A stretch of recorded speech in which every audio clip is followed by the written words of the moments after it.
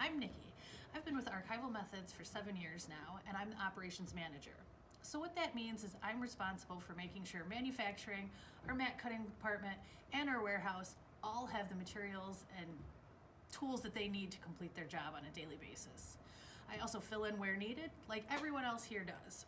So today, I'm actually going to show you how we make our metal edge boxes. So come on with me.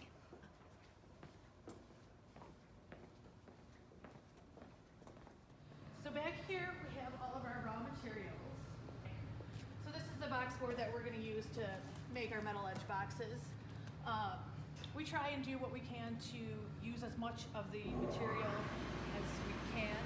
So you can see over here, if we're not going to use a full sheet, we'll cut down to just to the size we need, and then we can make smaller boxes or maybe some page lifters or document box spacers out of the leftover material, so nothing goes to waste. The material that we can't use, we do recycle so that we try and lessen our carbon footprint as much as possible. Everything that we can recycle, we do, including just cardboard, packaging materials, raw materials, that sort of thing.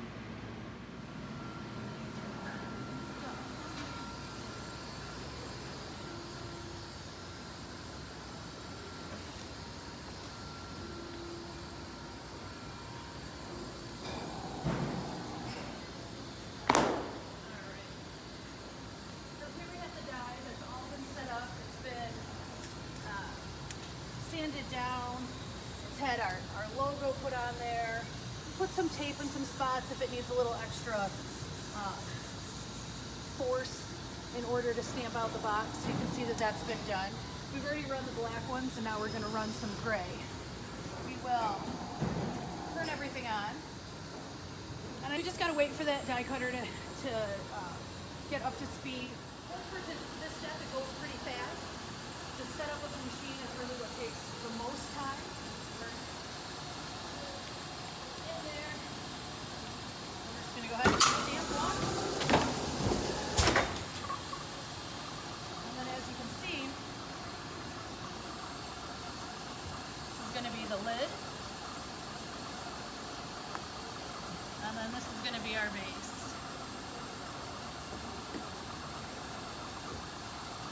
Usually what we do is we want to check and make sure that the corners fold nicely. They don't rip. There's no breaking. And then when we're sure that it's good to go, we do the same on the lid. We'll continue stamping out. I think we're going to do 100 of these. And then it'll go over to the metal edger where the edges will be fastened and it'll become a box.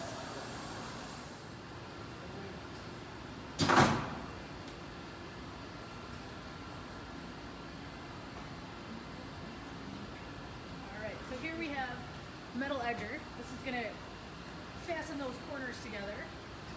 Right now we're going to metal edge the lid of the box. The box itself has already been completed.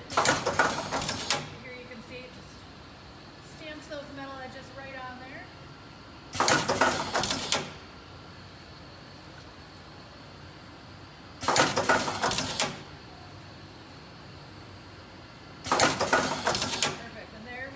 We've got the lid, and the base has already been made, but now we have a complete box.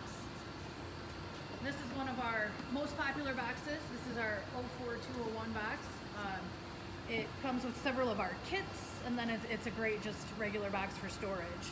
So once it's at this point, we're going to take it over, and it'll get shrink wrapped, it'll get labeled, and then it'll either get put on the shelf or it'll get straight out the door for orders. All right.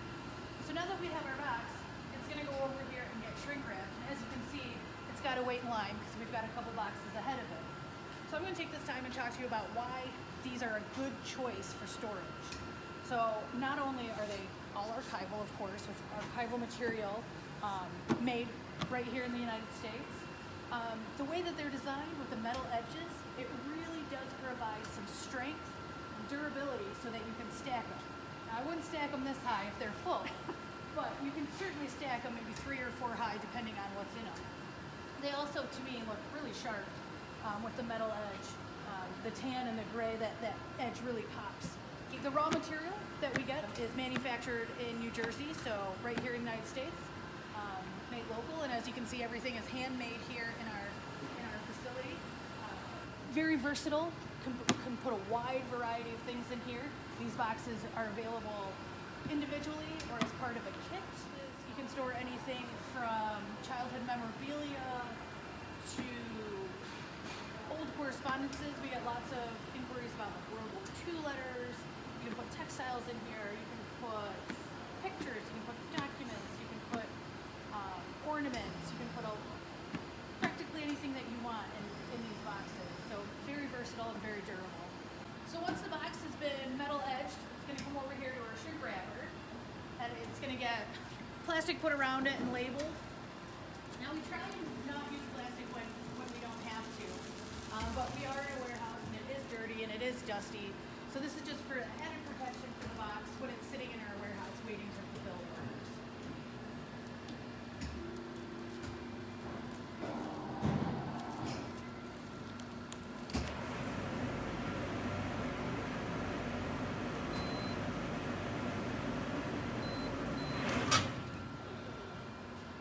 Thank you very much.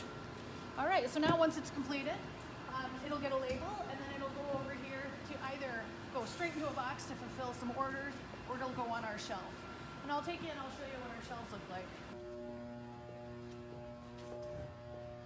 All right, so as you can see, we have a wide variety of sizes and shapes of metal edged boxes.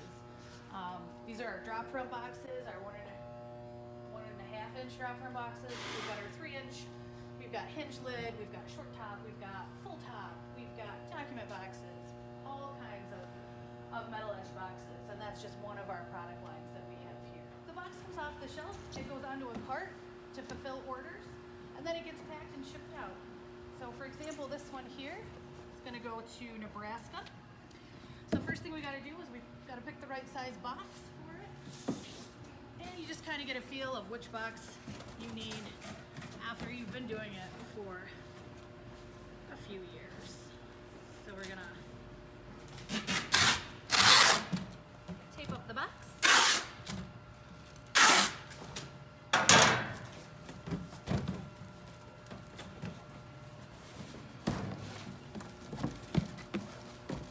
And the easiest thing to do, I find, is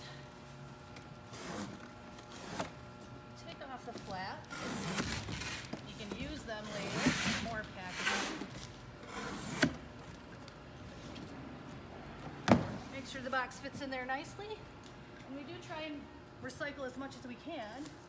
So most of our cardboard that comes into the facility gets shredded and gets used as packaging, so we don't have to use plastic bubbles or anything like that. So we want to make sure corners are protected, because we know that transit isn't always the gentlest on boxes, and we want to make sure everything arrives in one piece so we have happy customers who will come back and buy some more boxes.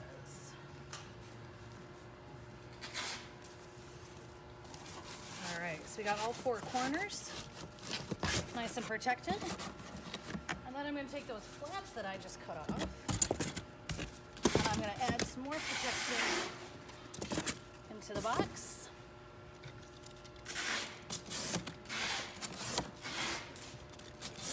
Cut it down to size.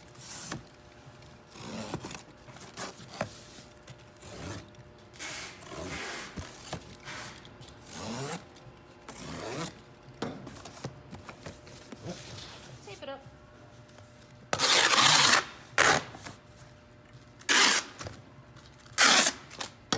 Usually do a little shake test, make sure it's not going anywhere, and then it goes on the conveyor belt to be shipped. So then once the box has made its way down the conveyor belt, it's put on the scale here, and it gets shipped out to our customers. Make sure we are sending it to the right person, put in the box size,